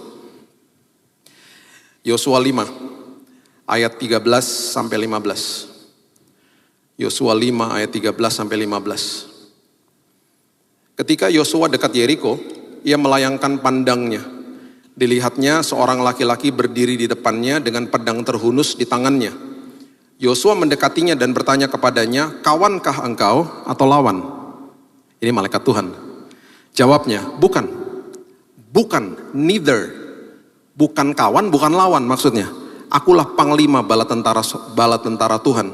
Sekarang aku datang. Lalu sujudlah Yosua dengan mukanya ke tanah menyembah dan berkata kepadanya, apakah yang akan dikatakan Tuanku kepada hambanya ini? Panglima bala tentara Tuhan itu berkata kepada Yosua, tanggalkan kasutmu dari kakimu, sebab tempat engkau berdiri itu tempat kudus. Dan Yosua berbuat demikian. Saya mau beritahu ini kepada kita. Yeriko itu lambang daripada sebuah fortified city, sebuah tembok yang sangat besar. Lambang daripada sebuah kesulitan hidup yang kita hadapi. Bayangkan, di tempat itu dikatakan itu tempat kudus karena Tuhan hadir di dalam padang gurun kita. Tuhan hadir di dalam lembah kekelaman kita. Dan yang sangat dahsyat, malaikat ini bilang begini, kamu kawan atau lawan? Bukan. Saya bukan kawan, saya bukan lawan. Udah pasti bukan lawan. Dia gak katakan kawan karena dia gak ngomong, dia maksudnya gini, saya ditugaskan sama kerajaan sorga. Saya milik kerajaan sorga. Kalau saya katakan saya kawan kamu, berarti kamu akan bertempur dengan saya membantu kamu. Kamu gak bertempur. Yang bertempur saya. Saya yang disuruh. Itu maksudnya. Neither. Bukan kawan, bukan lawan. Saya ditugaskan. Dengan kata lain, Tuhan yang berperang bagi anak-anaknya. Itu selalu begitu. Apapun masalah kita selalu katakan, terima kasih Tuhan, aku serahkan semua kekhawatiranku kepadamu. 1 Petrus 5 ayat 7. Kemudian ayat 8, lawanmu si iblis itu berjalan keliling seperti singa mengaum-ngaum mencari mangsa yang dapat ditelan. Kalau saya bisa tambahkan dengan kebohongannya dia, kita adalah orang-orang yang tidak dapat ditelan. Karena udah serahkan kekhawatiran kita kepada Tuhan, dan kita sadar bahwa Tuhan yang berperang bagi saya. Itu maksudnya. Itu Yeriko-nya kita. Di situ kemuliaan Tuhan dinyatakan. Nah, banyak orang yang dikelabui sama iblis. Kemarin minggu lalu saya di kota Tanjung Pandan, kota kabupaten di Pulau Belitung. Ada pelayanan di beberapa gereja di desa-desa di situ. Dan ada seminar di sebuah sekolah Kristen bicara sama guru-gurunya. By the way, Bapak Ibu kalau belum pernah ke Belitung, saya ngeliat kemuliaan Tuhan di situ. Itu pulau indah banget dan murah. Maksudnya cari tahu lah, liburan lah ke situ. Murah, sepi, enak, dan banyak babi. Banyak orang Kristen, babinya 3 layer, 2 layer, macam-macam lah pokoknya. Babinya tuh enak-enak, beda sama Pulau Jawa babinya. Nah, Dan uniknya ada satu desa gitu ya, gereja, kemudian ada rumah-rumah di betul-betul desa gitu. Ketika udah mulai ibadah, semua orang keluar dari rumah itu dan hampir semuanya 95% orang Chinese semuanya di situ. Jadi pemandangannya beda dan mereka sangat haus sama firman Tuhan. Di seminar guru, ada seorang guru TK ngomong gini sama saya. By the way, saya udah minta izin sama dia untuk kasih kesaksiannya. Dia bilang gini, Pak Billy, di tahun 2008 Pak, saya mengalami tragedi dalam hidup saya. Anak saya yang umurnya 3 tahun kena kanker dipanggil pulang Tuhan. Dengan nangis dia ngomong gini, Pak Billy kan disembuhkan sama Tuhan. Pak Billy punya kesaksian. Saya gak punya kesaksian Pak. Apa kesaksian saya?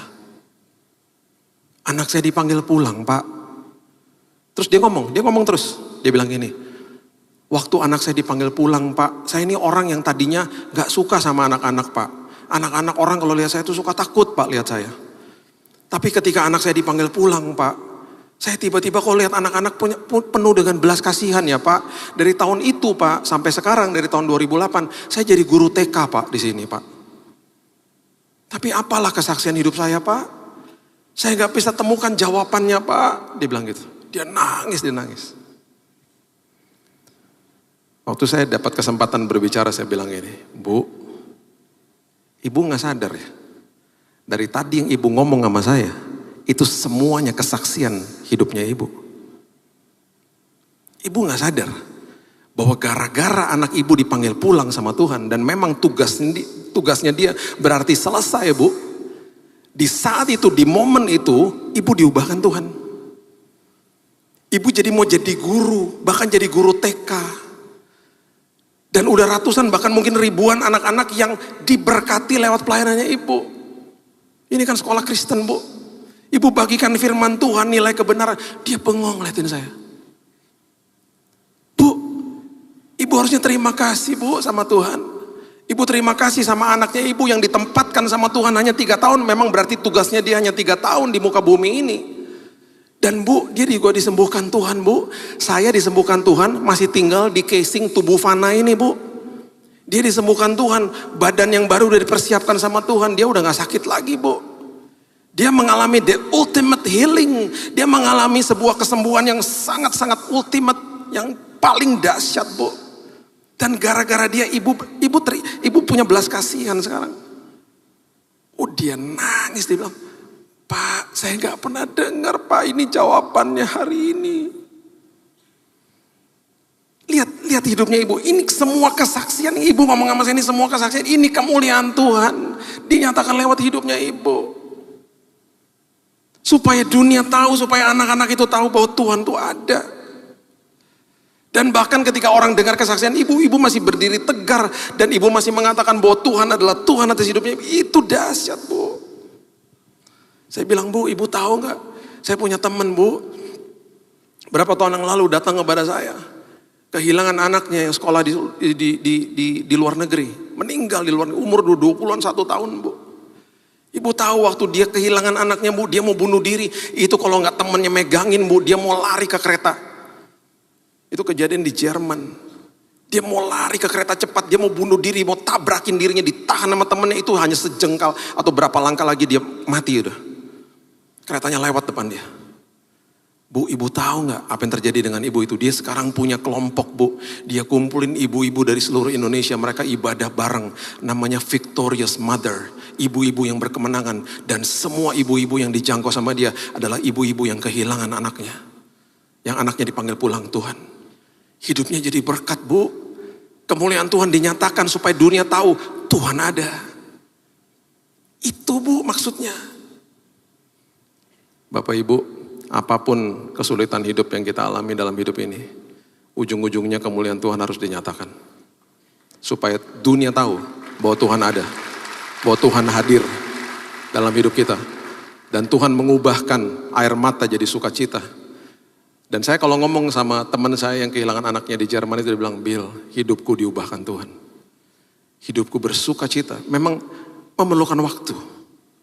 Dan pada akhirnya setelah Gilgal, setelah Betel, setelah Yeriko, perjalanan Elia dan Elisa ditutup di Sungai Yordan.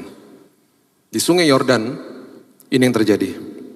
Baca sama-sama saya 2 Raja-Raja pasalnya yang kedua, ayat yang ke-8 mengatakan begini.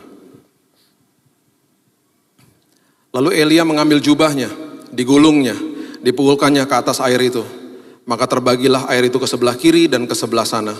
Sehingga menyeberanglah keduanya dengan berjalan di tanah yang kering. Terbelah Sungai Yordan. Dan sesudah mereka sampai di seberang, berkatalah Elia kepada Elisa, perhatikan ini, mintalah apa yang hendak kulakukan kepadamu sebelum aku terangkat daripadamu. Elia akan terangkat ke sorga. Elisa ngomong begini, biarlah kiranya aku mendapat 2 bagian dari rohmu. Kalau kita baca di kitab Ulangan, itu adalah sebuah permintaan kepada yang sulung, supaya saya dapat warisan daripadamu. Bisa bentuknya harta, kalau ini bentuknya urapan, saya mau melakukan ini untuk memberkati orang. Dengan kata lain, kalau berikan daripadamu itu mendapat 2 bagian, itu berarti double portion maksudnya. Jadi apa yang kamu sudah lakukan sekian, aku mau melakukan 2 kali lipat. Perhatikan ini baik-baik. Selama hidupnya Elia, baik itu nubuatan, baik itu mujizat yang dilakukan lewat hidupnya, itu jumlahnya 14.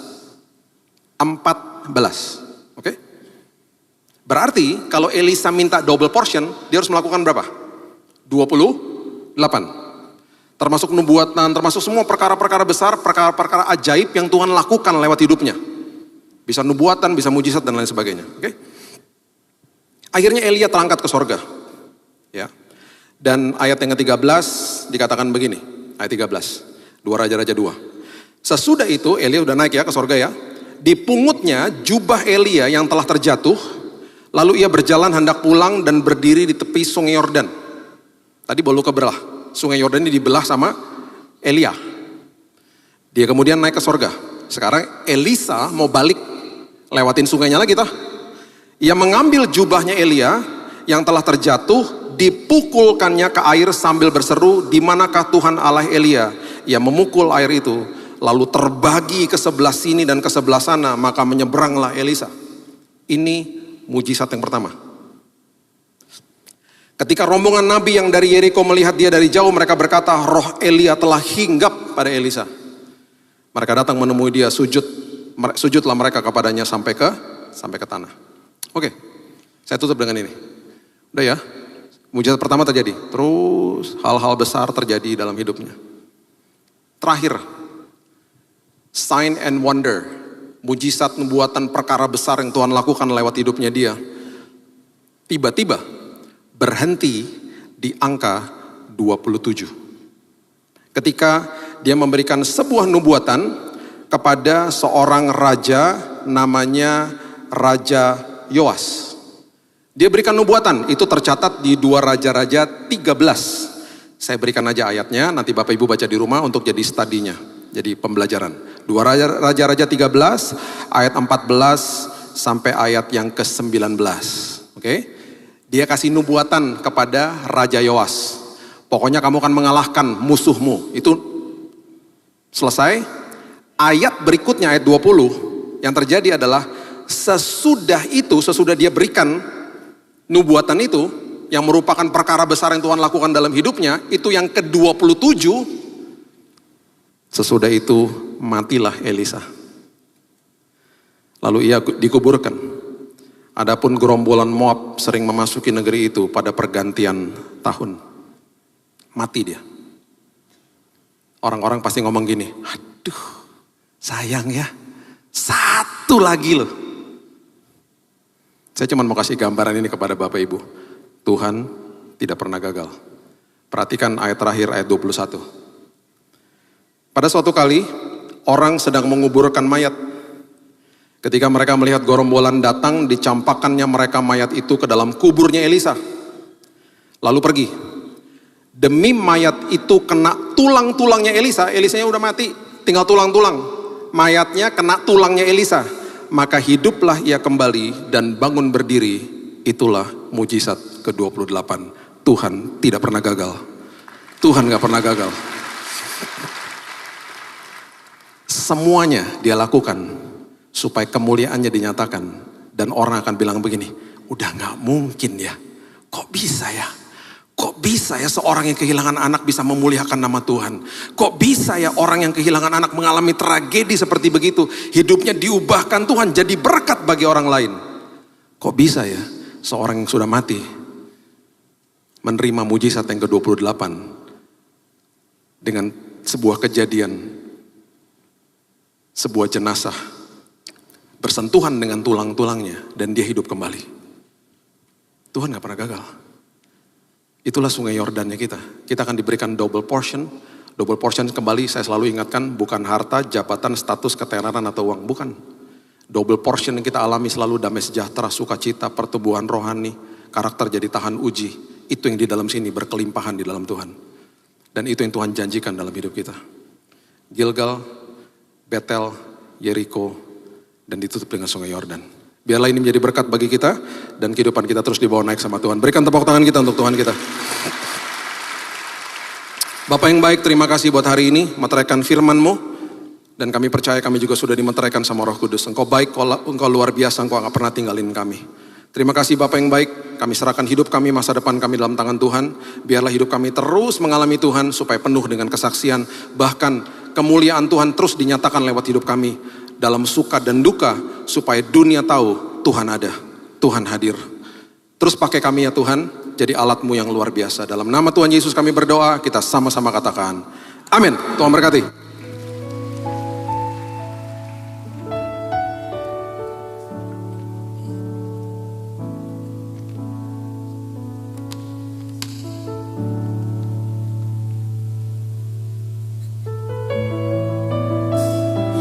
Rekan-rekan yang melayani perjamuan suci,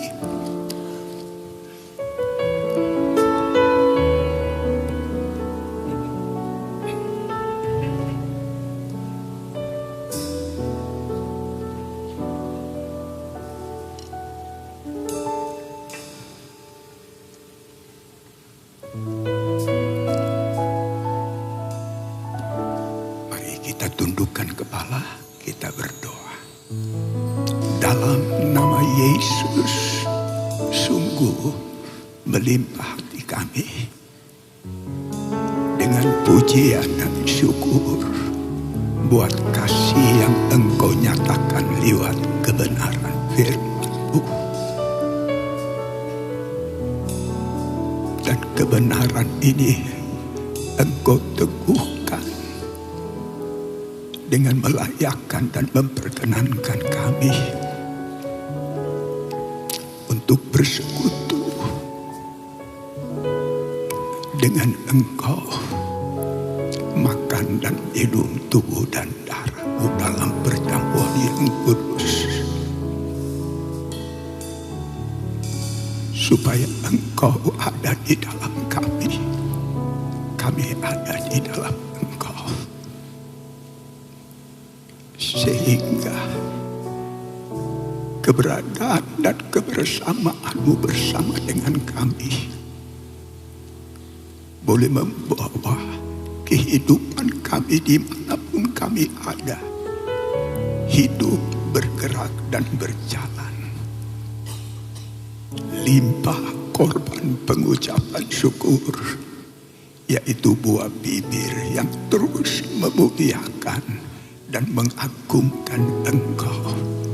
Sebab bersama dengan Engkau, Engkau akan membawa kami bukan saja melihat, tetapi juga mengalami mujizat-Mu dalam setiap langkah dan perjalanan hidup kami. Berkat-Mu turun atas kami semua, baik hamba-hamba-Mu yang melayani maupun kami yang dilayani, dalam nama Yesus. Amin. Ku hidup oleh anugerah-Mu, yang terbaik ku terima dari-Mu. Rancangan-Mu indah bagiku, sebab ku hidup selalu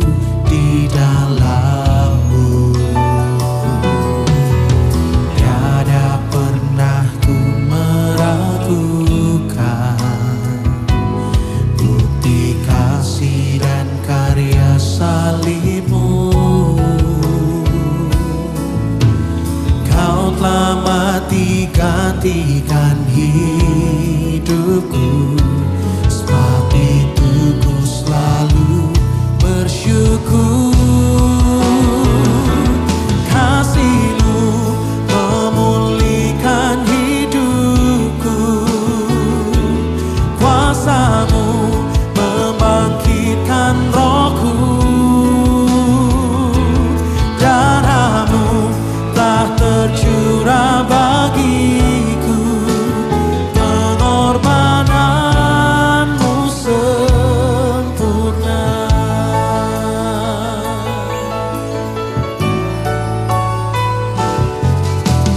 Ku hidup oleh anugerah-Mu.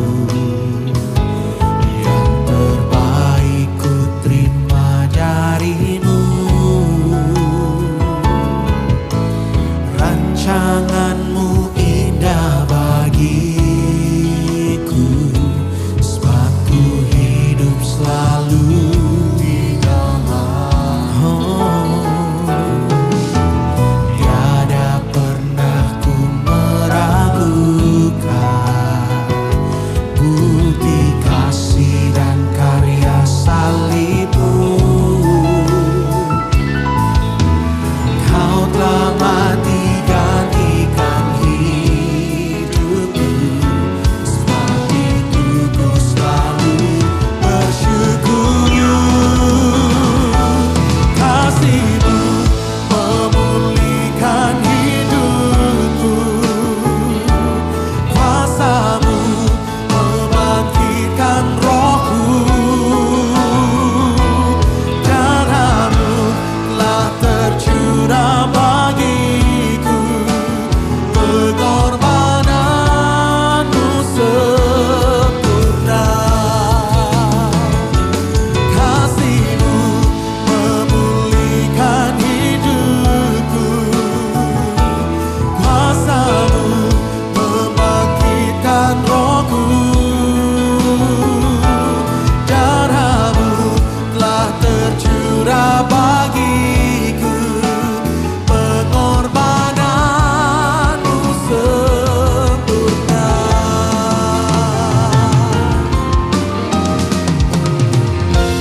Kasih-Mu memulihkan hidupku. Kuasa-Mu membangkitkan rohku. Darah-Mu telah tercurah bagiku. Pengorbanan-Mu sempurna. Pakailah manaku awas. Orang masih kaman. Haleluya, haleluya. Demikianlah firman Tuhan.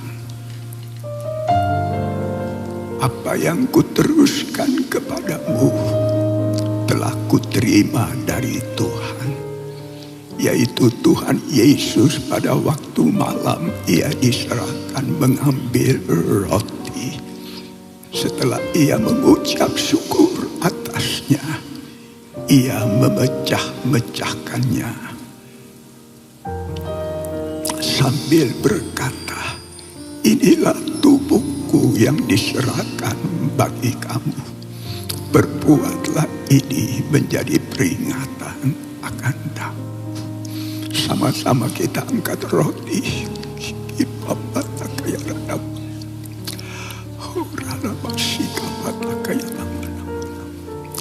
Saudara, bukankah roti yang kita pecah-pecahkan, yang atasnya Yesus ucapkan berkat, adalah persekutuan kita dengan tubuh Kristus? Dengan iman kita makan dalam nama Yesus.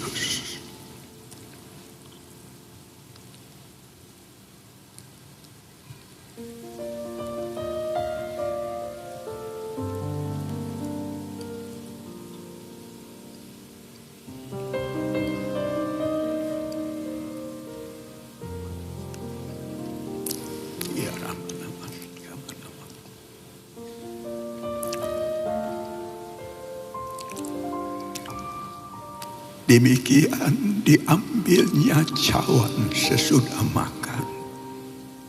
Lalu ia berkata, cawan ini adalah perjanjian baru yang dimeteraikan oleh darahku. Perbuatlah ini setiap kali kamu meminumnya menjadi peringatan akan aku. Sama-sama kita angkat cawan. Aku Bapa Sikapan. Oh halal ini angkuraman. Saudara, bukankah cawan pengucapan syukur yang atasnya kita ucapkan syukur adalah persekutuan kita dengan darah Kristus? Dengan iman kita minum dalam nama Yesus. Letakkan cawan dan mari sama-sama kita angkat buka kedua tangan kita di hadapan hadirat Tuhan. Angkat pujian penyembahan.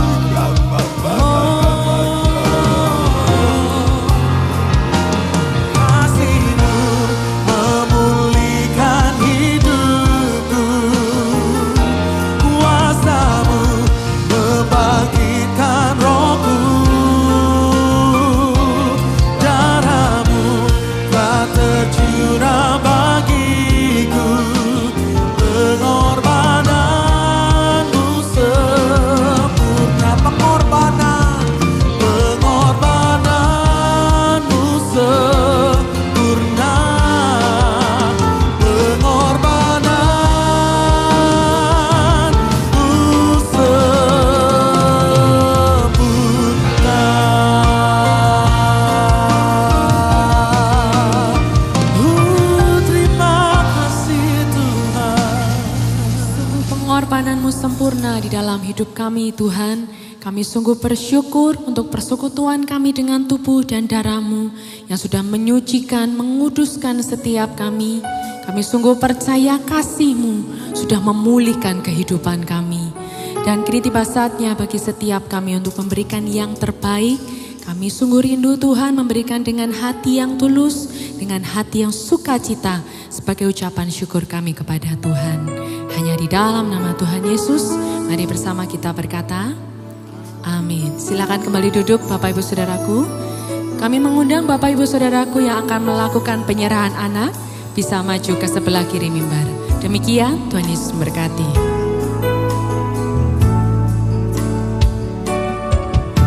Ku naikkan syukur padamu Yesus, ku sembah sujud kepadamu Tuhan, di hadapan tahta kemuliaan-Mu ku tinggikan, ku agungkan selamanya.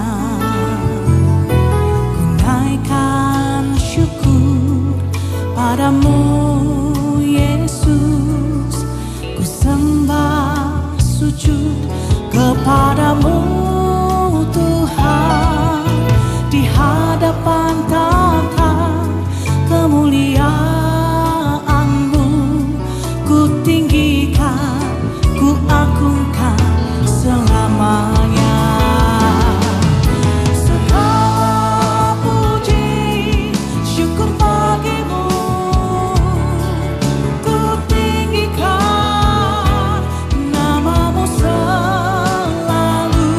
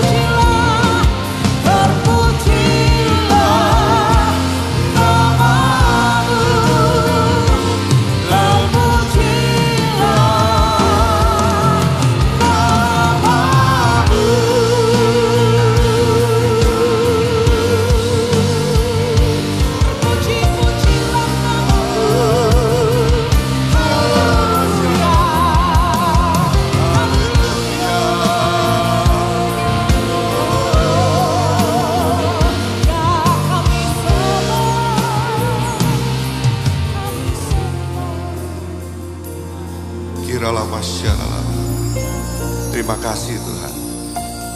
Mari saudara kita angkat tangan kita. Kuralah masyarakat.